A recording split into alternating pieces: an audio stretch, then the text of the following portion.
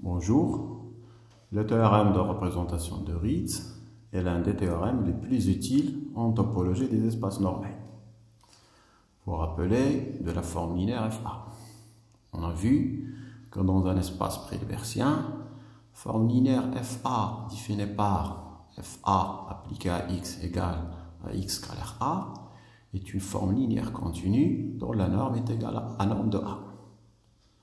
Le théorème de représentation de Ritz énonce la réciproque, c'est-à-dire, dans un espace de Hilbert, toute forme linéaire continue s'écrit de cette manière. Avant de donner la démonstration de ce théorème, regardons d'abord cette proposition. Dans un espace euclidien, un sous-espace vectoriel quelconque et son orthogonale sont toujours supplémentaires. Ce même résultat est vrai dans un espace pré-hilbertien pour les sous-espaces complets. C'est ce que dit cette proposition.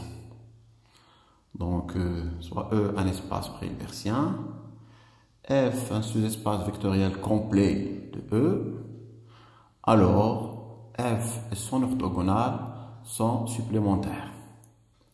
Pour la démonstration, il est clair que l'intersection de F et son orthogonale est égale au sin le temps 0. Parce qu'on travaille avec un produit scalaire qui est défini positif. Alors maintenant, montrons que E est la somme de F et son orthogonale. Pour un vecteur x quelconque de E, on a toujours cette écriture. X est égal à x moins la projection de x sur f plus la projection de x sur f. Hors tranche, on ajoute. Précisons que cette projection existe car le sous-espace est complet et convexe. Donc x s'écrit comme somme d'un élément de f, projection. Et là, on sait que x moins la projection, c'est toujours un élément de l'orthogonale. Donc, x est la somme d'un élément de l'orthogonale et d'un élément de f. Voilà. Donc, l'espace E est inclus dans l'orthogonale de f plus f, d'où l'égalité. Dans le cas où l'espace est un espace de Hilbert, là, il suffit que l'espace soit fermé. Parce que tout fermé dans un espace complet est complet. Voilà.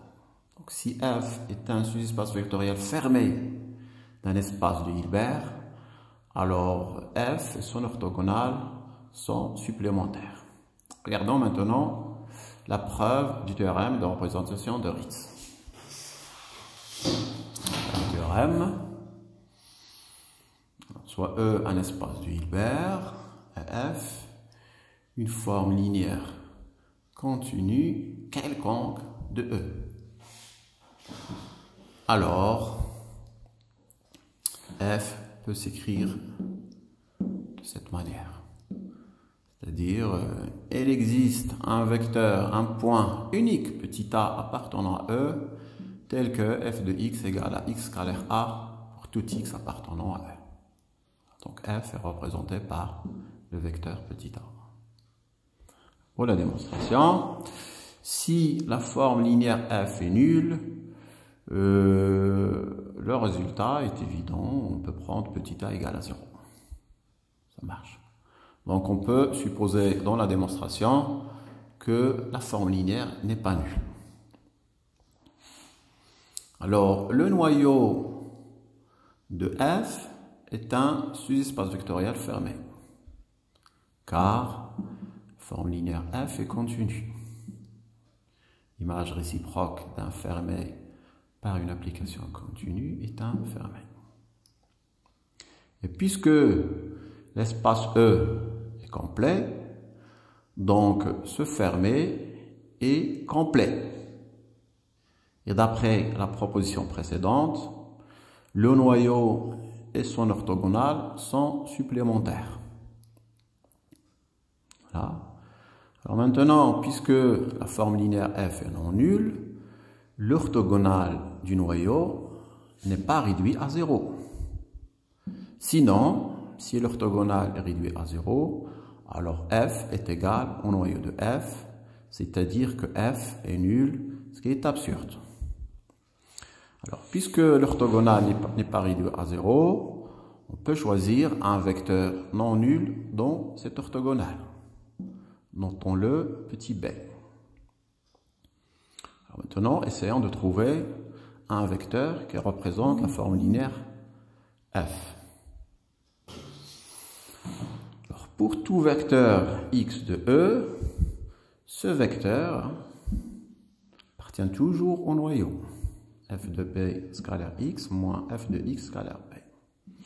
Pourquoi? Alors là, si on applique f à ce vecteur, on obtient f de b fois f de x moins f de x fois f de b. Et puisque le corps sur lequel on travaille est commutatif, donc tout ça égale à 0, l'image tout ça égale à 0. Voilà. Alors donc puisque ce vecteur est un élément du noyau, et b, petit b, appartient à l'orthogonale du noyau, donc le produit scalaire, ce vecteur avec b, égale à 0. Si maintenant on utilise les propriétés d'un produit scalaire, on obtient, voilà, f de b, produit scalaire, égale à f de x fois bb, ça fait nombre de b au carré. Là, le f de b, on peut le mettre à l'intérieur, ça devient f de b bar. Alors ensuite, voilà, on obtient f de x égale x scalaire, voilà, ce vecteur.